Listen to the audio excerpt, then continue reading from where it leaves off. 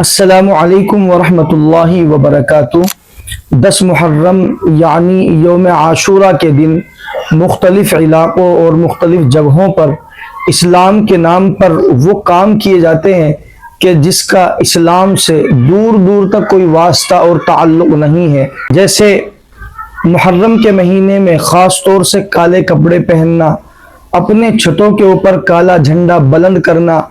اور شربت کی سبیلیں لگانا، اپنے سینے کو پیٹنا، ماتم منانا، تعزیہ نکالنا، یہ سب ایسے کام ہیں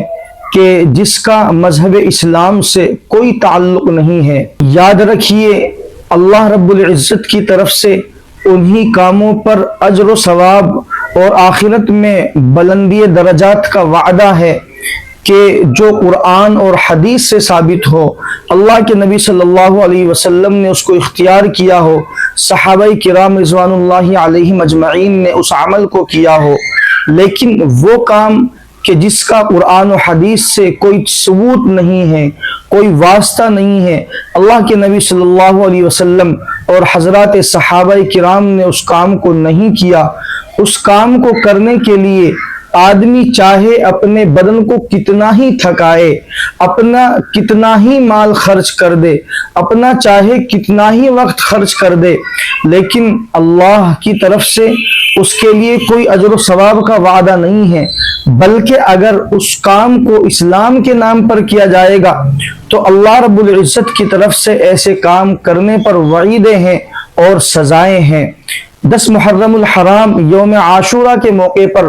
اللہ کے نبی صلی اللہ علیہ وسلم سے جو کام ثابت ہے، ہمیں چاہیے کہ ہم اس کام کو کریں تاکہ وہ کام، وہ عمل ہمارے لیے دنیا میں بھی رحمتوں اور برکتوں کا ذریعہ بنے اور آخرت میں بھی ثواب، بلندی درجات اور رب کی رضا کا ذریعہ بنے۔ چنانچہ حدیث سے صرف 2 کام ثابت ہے جو ہمیں 10 محرم الحرام کی نسبت سے کرنے ہیں۔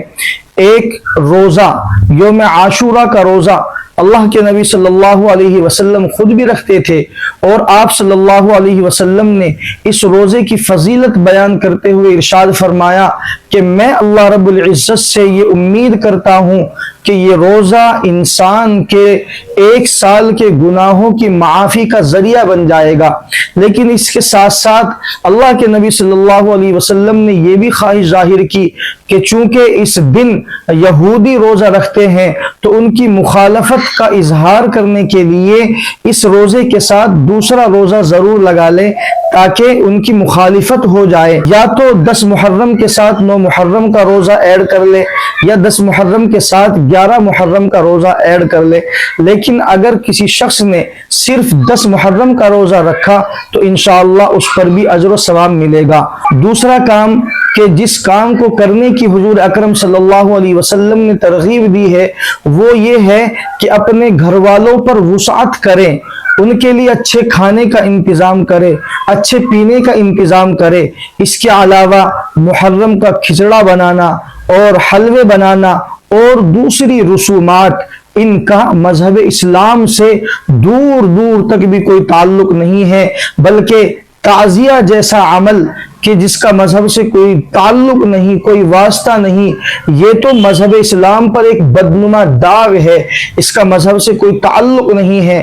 مذہب اسلام کی بنیاد ہی توحید پر ہے، اللہ کو ایک ماننے کے اوپر ہے، اور یہاں تعزیے کے سامنے سجدے کیے جاتے ہیں اور منتیں مانگی جاتی ہے، اور ان منتوں کو تعزیوں کے موقع پر پورا کیا جاتا ہے۔ تو اس عمل کا 10 محرم کے ساتھ کوئی تعلق نہیں ہے، ہمیں وہی عمل کرنا چاہیے جس کی حضور اکرم صلی اللہ علیہ وسلم نے ترغیب دی ہے۔ اللہ ہم سب کو رسول اللہ صلی اللہ علیہ وسلم کی کامل اتباع نصیب فرمائے۔ السلام علیکم ورحمۃ اللہ وبرکاتہ۔